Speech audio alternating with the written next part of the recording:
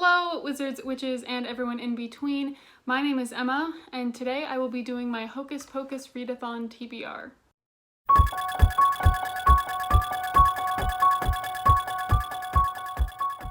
So I decided to join this the day of. It started yesterday on October 1st. It runs the 1st through the 13th. I'm a huge fan of Hocus Pocus. That movie's so fun.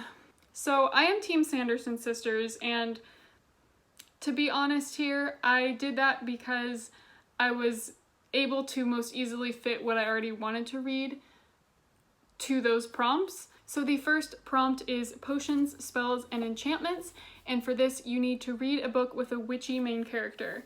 And for this, I decided to go with The Wicked Deep by Shea Earnshaw. Still haven't read this. I've been meaning to read this for so long. I got this in April? Now's the time. 'Tis the season, and I don't know if the characters are actually witches or not, but I know that these three sisters were, accused of witchcraft back in the day, and they were drowned, and then they come back every year and, wreak havoc, something like that. Do not quote me on that.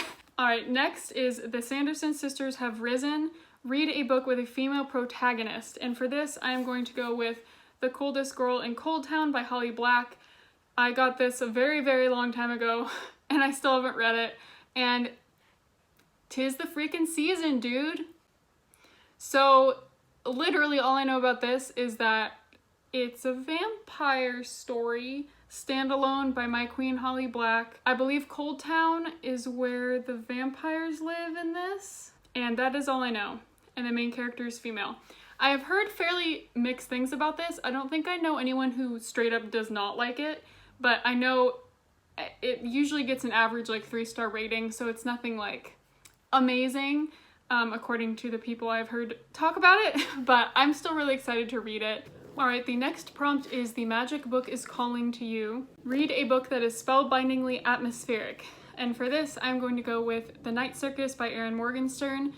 This is the October pick for the Page Dwellers book club that I am in, and this book came out in 2011. I think it has been on my TBR shelf since 2012.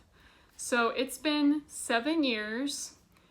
One of the oldest books on my TBR for sure. It's just time to freaking read it. I've heard it is very atmospheric. There's people that really, really love it, and then there's people that do not understand why people love it. I feel like this book is very divisive, so I'm interested to see what me and the other members of our book club think of it. So all I know about this book is that it has a love story, and it's about this circus that randomly shows up at random times with no warning. So, next is The Burning Reign of Death, and this is read a book that frightens you. And for this, I am going to be listening to Dr. Sleep by Stephen King. I read this when it first came out, which was 2013, and for some reason, I legit have no memory of this book, so I'm excited.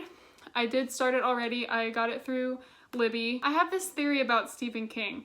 That's for another video that will be coming up fairly soon.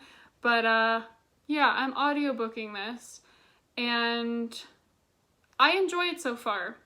I think overall people don't like it because it's did you need a sequel to The Shining?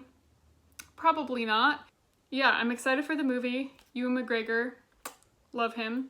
So we'll see how the movie compares to this book, but I'm a little over halfway through the audiobook already, and it's been good so far. If you don't know, this follows Danny, the little child in The Shining. Danny meets this girl called Abra, who is has a really powerful Shining, more powerful than he did when he was a kid, and as you age, your abilities kind of weaken a little bit. So he meets her, and she's getting tracked by this group called the True Knots, who feed off of people's Shining ability. And so they kill these kids and they feed off of their steam is what they call it, but the Shining once it leaves their dead body. And it's actually really good so far. So excited about this. Okay, next. Master Satan is pleased with you. Thank you. Read a book with a powerful villain. This might be obvious. Well, he's actually not powerful in this one. But overall, he's powerful. And that is Harry Potter and the Chamber of Secrets. I meant to read this illustrated version months ago, and I never got around to it.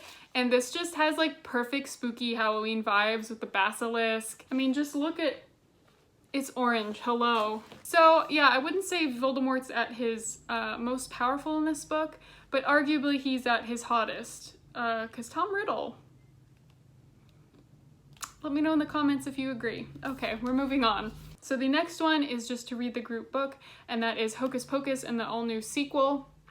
And I have that from Libby. I put it on hold to read in October, and it literally just happened to show up on October 1st.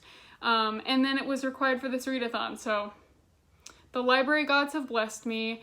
I have already started it, and it's actually been really, really fun, so yes. And then the last prompt is celebrate your victory by watching Hocus Pocus, which I will be doing.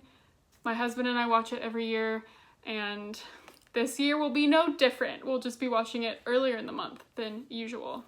All right, you guys, I hope you enjoyed this TBR. I don't do them very often. I really only do them if I'm doing a readathon, but I'm very, very excited for this readathon and just this spooky month we're in general. October is so fun. I hope you guys are having a good day, and I will see you next time.